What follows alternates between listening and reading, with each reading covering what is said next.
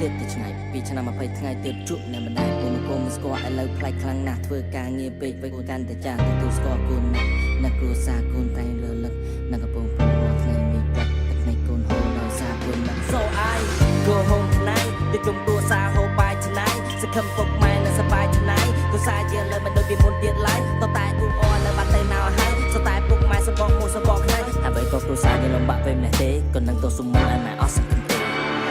ក៏មិនដល់គូនអីក៏នៅទីនេះសុខសប្បាយជាទេក៏នៅថានៅពេលខាងសម្លេងមកពេលតែសេចចម្រៀងនេះចោលម៉ែដឹងថាបបិសានៅចិត្តទី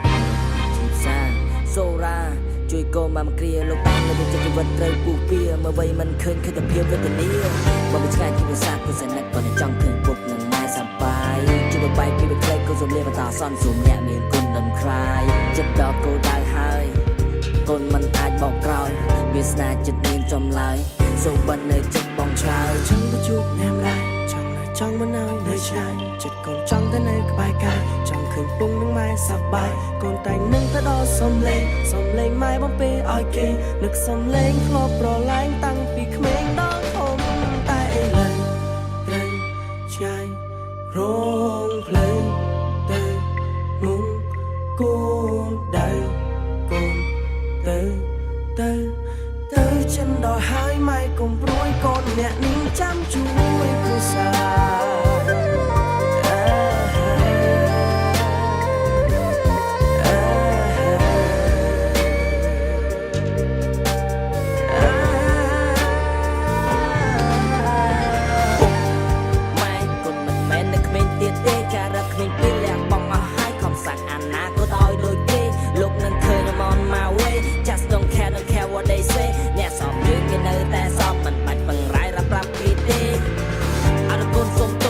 កំពុងធ្វើកូនសង្ឃឹមថ្ងៃមួយលោកនឹងយល់ទៅវើគេសុទ្ធមកមកកើតពេលតែខ្មាស់គេណាស់គូទៅនៅក្នុងសាលាមិនក៏ជ្រៀងព្រេងណាពីប្រទេសសារីជេស្ដីកូនហើយតែអ្វីដែលកូនធ្វើកូនសង្ឃឹមថ្ងៃក្រោយនឹងមានផលប្រយោជន៍ដល់អ្នកជំនាន់ក្រោយខំប្រឹងពេលឥឡូវក៏មិនអាច